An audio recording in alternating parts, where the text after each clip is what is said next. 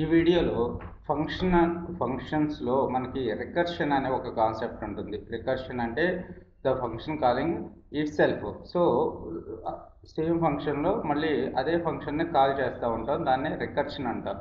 So recursion use చేసుకుని మనం factorial of given number అంటే ఫ్యాక్టోరియల్ అంటే ఏంటి? ఫర్ ఎగ్జాంపుల్ 3 ఫ్యాక్టోరియల్ అంటే 1 ఇంటూ 2 ఇంటూ 3 అన్నట్టు కదా. సో ఫ్యాక్టోరియల్ ఆఫ్ గివెన్ నెంబర్ని ఏ విధంగా డెవలప్ చేయాలో చూద్దాం. ఫ్యాక్టోరియల్, సో దీని పర్పస్ నేను ఫ్యాక్ట్ అనే ఒక ఫంక్షన్ని క్రియేట్ చేస్తున్నాను, డెఫ్ ఫ్యాక్ట్. సో ఆర్గ్యుమెంట్ను పాస్ చేయాలి కాబట్టి ఫ్యాక్ట్ అనే ఒక ఫంక్షన్ క్రియేట్ చేస్తున్నాను. ఆర్గ్యుమెంట్ను పాస్ చేయాలి కాబట్టి ఒక పారామీటర్ని తీసుకుంటున్నాను n. ఇప్పుడు ఫ్యాక్టోరియల్ ఆఫ్ గివెన్ నెంబర్లో 0 ఫ్యాక్టోరియల్ ఎంత, 1 ఫ్యాక్టోరియల్ ఎంత?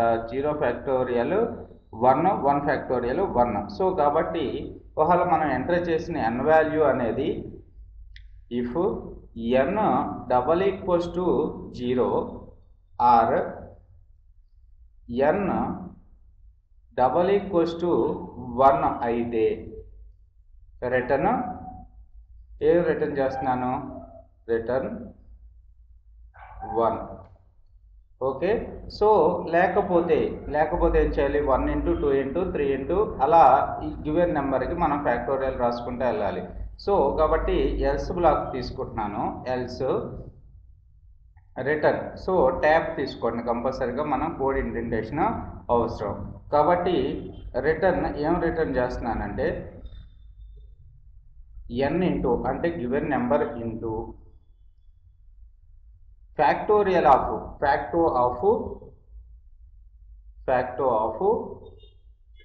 n-1.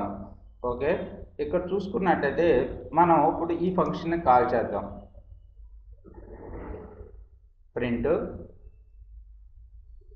ఫ్యాక్ట్ ఆఫ్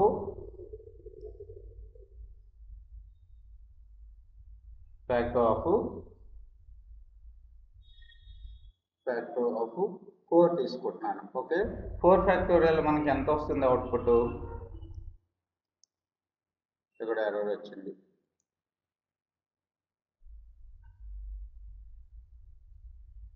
మనం చేసిన మిస్టేక్ ఏంటంటే ఎల్స్ పక్కన ఫాలోని అవ్వడం మర్చిపోయాం. ఓకే. తర్వాత చూసుకున్నట్టయితే ఫ్యాక్టోరియల్ ఆఫ్ 4 మనకి 24 వచ్చింది. ఎగ్జాంపుల్ చూడండి, ఇక్కడ ఫ్యాక్ట్ ఆఫ్ n. సో నేను n అనే 4 అనే ఆర్గ్యుమెంట్ని nలోకి పాస్ చేశాను పారామీటర్. సో n వాల్యూ ఇక్కడ 4 ఉంది.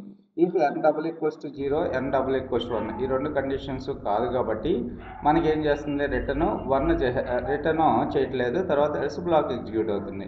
రిటర్న్ n ఫ్యాక్టో n-1 అంటే 4 ఇంటూ 4 - 1 3 ఇంటూ 4.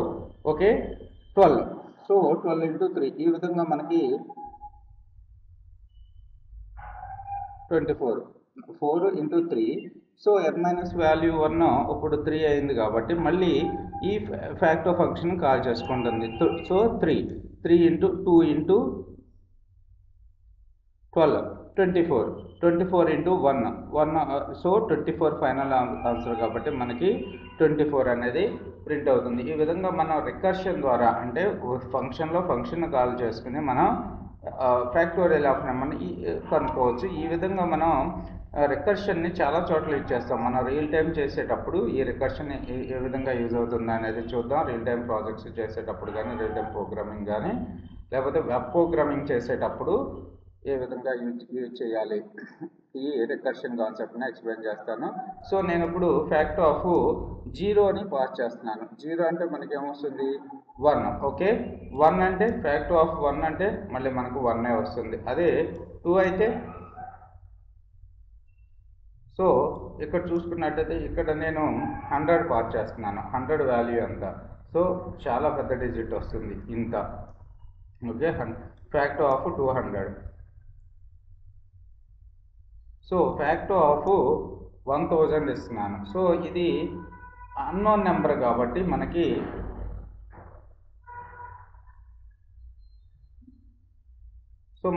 ఎర్రర్ డిస్ప్లే చేసేస్తుంది. ఓకే. సో ఈ విధంగా మనం ఫ్యాక్టోరియల్ ఆఫ్ గివెన్ నెంబర్ని యూజింగ్ ద రికర్షన్ మెథడ్ ద్వారా. సో ఫంక్షన్లో ఫంక్షన్ కాల్ చేయడం ద్వారా కనుక్కోవచ్చు. Thanks for watching this video. Please share this video to your friends.